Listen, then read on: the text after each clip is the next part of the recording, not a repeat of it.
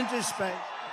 Come here. What happens when a tech titan clashes with a political strongman? Donald Trump and Elon Musk, once political allies, are now trading blows on social media. From close friends to bitter foes, their falling out has shocked the world. Today, we'll take you through the dramatic breakup of the century between tech and politics. Back in 2016, Elon Musk said Trump was unfit to be president, but a few years later, the winds shifted. By 2024, Trump was making a comeback, and Musk had become his #1 ally. The two appeared together at several campaign events. Musk even offered millions of dollars in prize money to boost Trump's campaign. After Trump won the presidency, he appointed Musk as head of the newly created Department of Government Efficiency, vowing to make the government run as efficiently as SpaceX. Just how close were they? Musk once said he'd go to Mars if Trump invited him. Trump replied, "I'd love him as my running mate, but he's too valuable to be just vice president." But the honeymoon didn't last. By May 2025, after boasting that he had saved the government $180 billion through his role,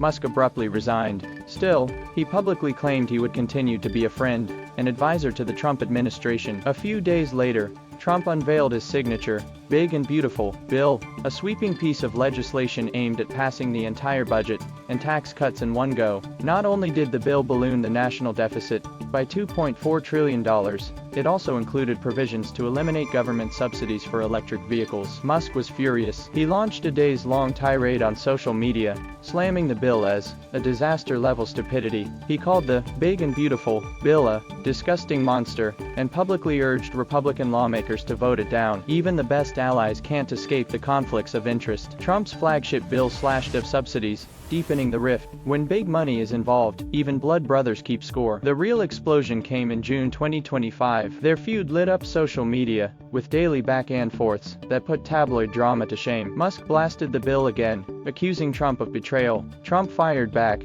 calling Musk a crazy Martian, saying he'd had enough of him for a while, and even threatened to cancel all government contracts with Tesla and SpaceX. Then came the bombshell.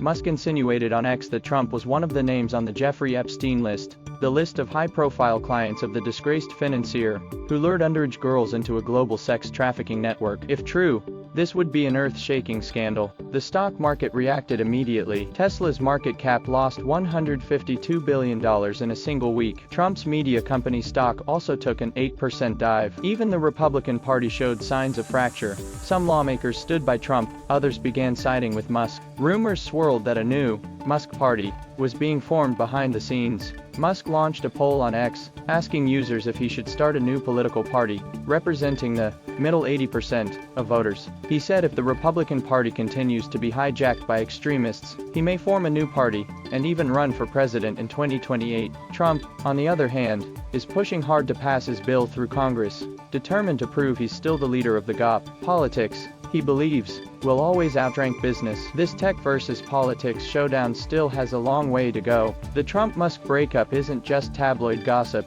it lays bare the tangled web of interests that dominate both politics and Silicon Valley today. The Trump versus Musk saga isn't just a war of words, it could shape the future of America. Fortunately for us, both men are addicted to social media, so we get front row seats to every twist and turn. Stay tuned, the next episode will be even more explosive.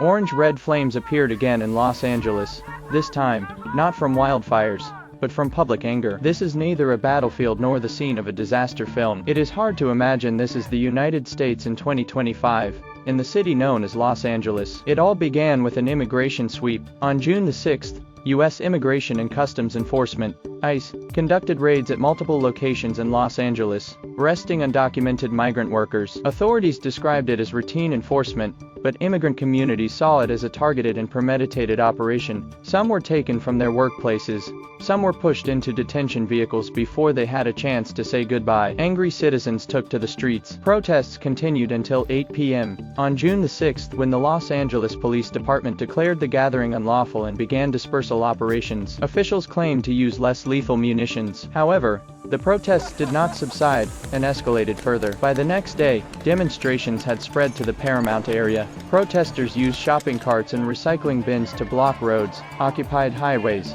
and clashed with federal law enforcement. At this time, former President Trump signed a memorandum to deploy 2,000 National Guard troops to Los Angeles. Trump's justification was to liberate the city and resist immigrant invasion. He explicitly used the word invasion. On social media and in interviews, he insisted that, when others spit in our face, we hit back with an iron fist. It sounded more like a military confrontation than urban governance. The deployment sparked strong backlash from local authorities. California Governor Gavin Newsom called it an illegal military deployment. Los Angeles Mayor Karen Bass warned that this would escalate tensions and result in more injuries. Congresswoman Maxine Waters stated that Trump's actions were shameless, aimed not only at sanctuary cities, but also intended to intimidate and threaten local communities. Trump remained unmoved. The National Guard convoy entered the city, and he criticized both the governor and mayor on social media, saying they had failed at their jobs, and that federal intervention was necessary. Why was Trump so aggressive toward California? Because California and the Republican Party have long held opposing views. Immigration policy is just one of the many areas where the Trump administration and California's state government clashed. Since Trump's first term,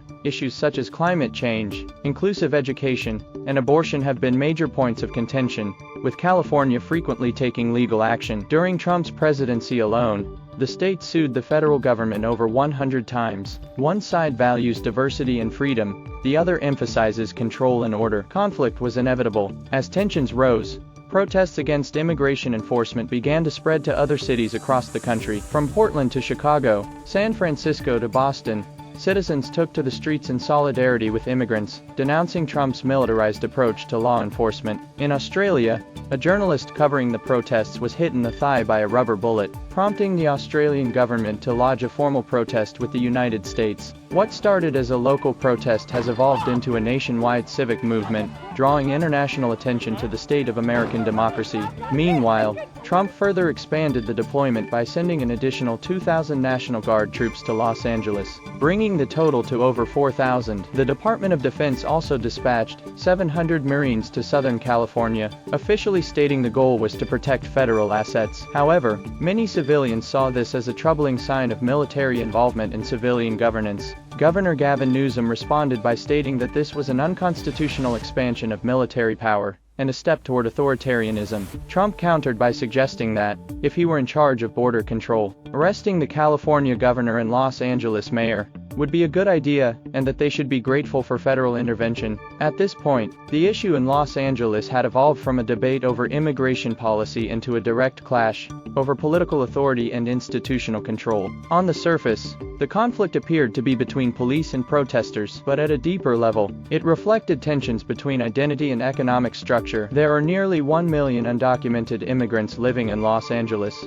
They are not criminals, but laborers working at the foundation of the city. They may be construction workers, dishwashers, delivery drivers, caregivers, or cleaners. They are not publicly visible, but every aspect of city operations relies on them. The so-called illegal immigrants that Trump refers to are, in reality, essential to the functioning of the American working-class economy. If they are swept away, the first issues to arise are not related to public safety, but to labor shortages and the breakdown of supply chains. The problem is that they lack legal status. They cannot vote, cannot participate in politics, and are always at risk of deportation. They perform the most demanding jobs while receiving the least protection. Therefore, this is not merely an economic issue, it is also a question of who counts as an American. In Trump's worldview, the U.S. should exclude outsiders and strengthen its borders. In California's reality, the U.S. is already an immigrant society, a mosaic of diverse groups. These opposing visions collided directly in the streets of Los Angeles.